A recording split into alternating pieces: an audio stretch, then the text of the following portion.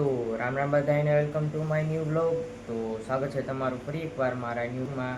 અને અત્યારે વાગે છે 12 અને અત્યારે કર્યું છે બ્લોગ ચાલુ. તો હું હમણાં આવી ગયો છું ઘરની બારે, અને ઘરની બારે આવીને જોયું તો આ કૂતરો ખેતરમાં ફરે છે, જોઈ શકો છો. અને અહીંયા ગ્વાર વાવેલ છે, તો હું તમને બાજુમાં જઈને દેખાડું કેવી છે ગ્વાર. અને અહીંયા ખેતરમાં કૂતરો એ પણ છે, જે કંઈક ખોદે છે, જોઈ શકો છો. તો હમણાં ભાગી ગયો છે કૂતરો તો. ને અહીંયા છે ગ્વાર, હજી તો ઉગી નથી, કારણ કે 2 દિવસ થયા છે વાવી છે ગ્વારને એને. અને અહીંયા છે ગ્વાર, અને ગ્વારને વાવ્યા 3 દિવસ થઈ ગયા છે. હજી તો વાર લાગશે, પછી ઉગશે.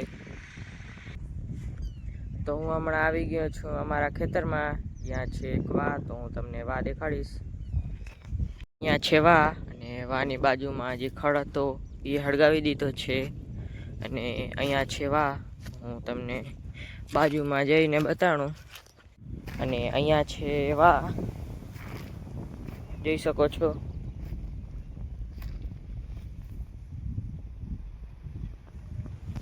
અહીંયા એક છે લીમડાનો ઝાડ અને એક છે બખાઈનો ઝાડ, જે 2 સૂકી ગયા છે, કારણ કે અહીંયા બધો ખડ હળગાવ્યો હતો એટલે.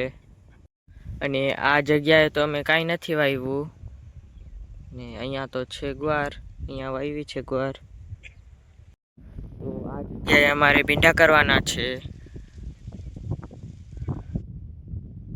અને અહીંયા પણ માંડવી ઉગી આવી છે, કારણ કે અહીંયા માંડવી વાવેલ હતી એટલે. તો હું અત્યારે આવી ગયો છું અમારા ઘરે પાછો.